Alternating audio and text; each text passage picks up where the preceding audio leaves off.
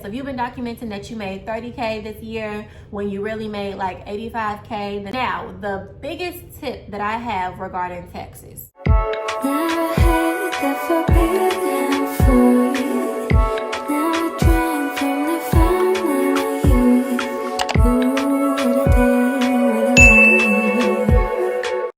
Welcome to my channel. My name is Janae if you're new here, and today's video is going to be the 6 key things that I wish I knew before starting a business, or as the title says, 6 things you should know before starting a business.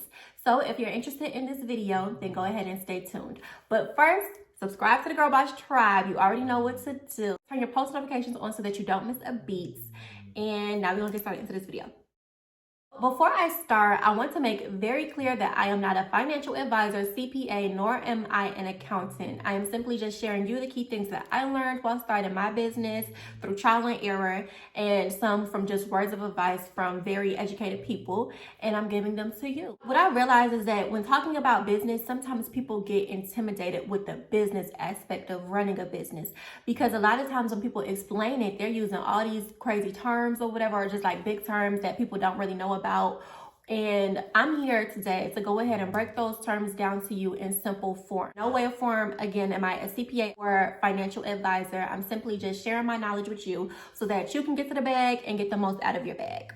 So yes, if you're interested, then go ahead and stay for the rest of the video. So first things first is legitimizing your business. And by that, I mean handling any type of legal documentation that you need so that your business is legit and just, ready to go. And by legitimizing your business, I mean either creating an LLC or an S Corp, a C Corp, whatever entity is best for your specific business, because there are so many benefits that come with actually legitimizing your business. With that said, first topic, business credit, y'all.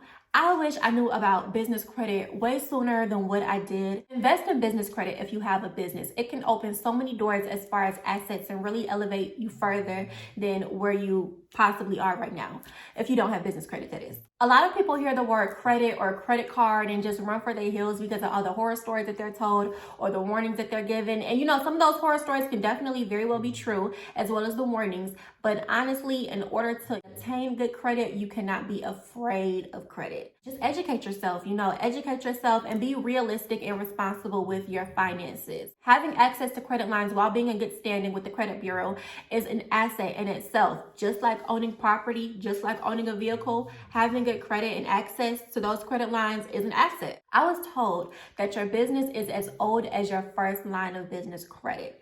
It's literally one of the first things companies look at when it comes to obtaining the assets that I was talking about. Like if you want to purchase a condo or some type of property, if you want to purchase a vehicle in your business name. And yes, you can purchase assets like a house and a car through your business. I wish I knew about business credit way sooner than what I did, because honestly, establishing good business credit is not hard at all. It's actually quite simple. One way is to do business with vendors that report your purchases to the credit bureau. For example, say you're a clothing company and you want to make a bulk order of t-shirts. To increase your business credit, your best bet will be to work with a vendor that actually reports your purchases to the credit bureau, whether the bureau is Equifax, Dun & Bradstreet, or Experian. When you finally pay that vendor off, your credit score goes up. There are many vendor businesses that report to the credit bureau and allow you to finance your purchase by using terms such as Net 7 and Net 30. In a nutshell, these terms allow you to pay your purchase off in either 7, hence the Net 7, or 30, hence the Net 30 days. And after that, they report that you've completed your purchase on time,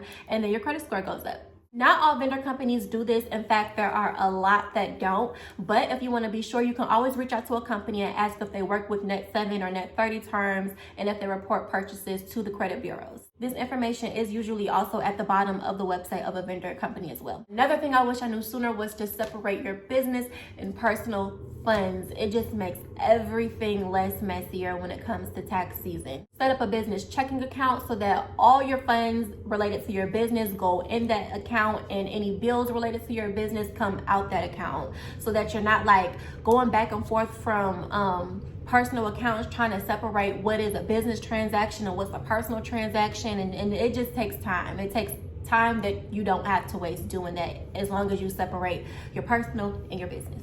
This leads me into my next topic, taxes. When it comes to taxes, I save at least 15% of all my profits so that I'm not stuck with a huge bill that I'm overwhelmed by. There is a such thing as a write-off, which can help you decrease the amount you owe. For example, the gas that you use to get to and from your business location can be used as a write-off.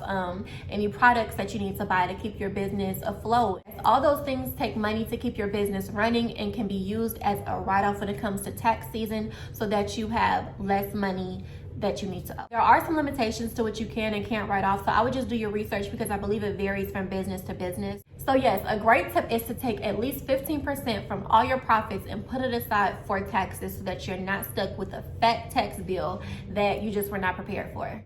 Don't halt the growth of your business by not documenting all your profits on your taxes.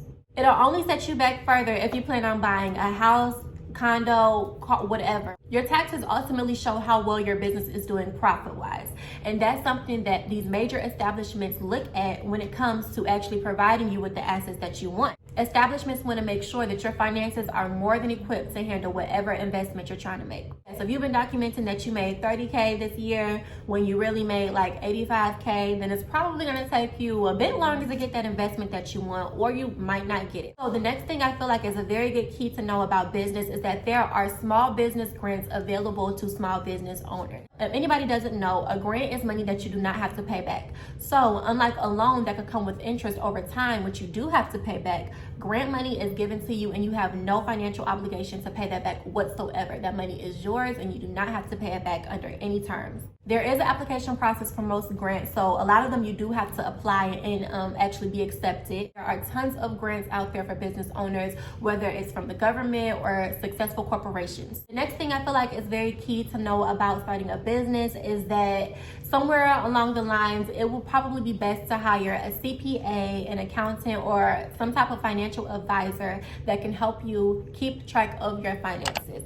And you want to make sure that this is a trustable person because they're literally working with your money. There's probably going to be so many things that you may be overwhelmed by unless you're just educated in business. Because of that, you want to have a trusted person to help you with those documents and with your taxes. It's not always necessary to hire a CPA, but it's literally how a lot of businesses have a breath of fresh air knowing that all those legal documents are in order and they don't owe anything to the IRS that they don't know about. They're not falling behind on any type of deadline. There are so many different aspects of business that you have to worry about as a business owner when it comes to the IRS and when it comes to just taxes and legal documentation as far as the organization of your business. It is beneficial to have a well-trusted person that's there to keep all that in order so that you can focus on the branding and the marketing of your business and making sure that if you have a service-based business, your clientele is booming. Teamwork does make the dream work, even if you are a single member LLC. Another gem would be to keep a business portfolio that holds your articles of organization,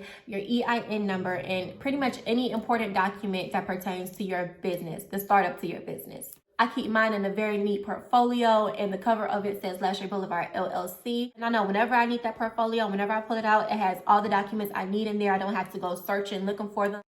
So yes, those are the 6 key things that I feel like would be helpful if you are starting a business. I hope you enjoyed this video and that it was helpful for you. If it was, then go ahead and subscribe to the GirlBoss tribe. Also turn your post notifications on so that you don't miss a beat. If you want some entrepreneur type content, GirlBoss content, business, whatever content, let me know in the comments and I'll get started on that. Until then, I'll see you in my next video. Mwah. Bye y'all.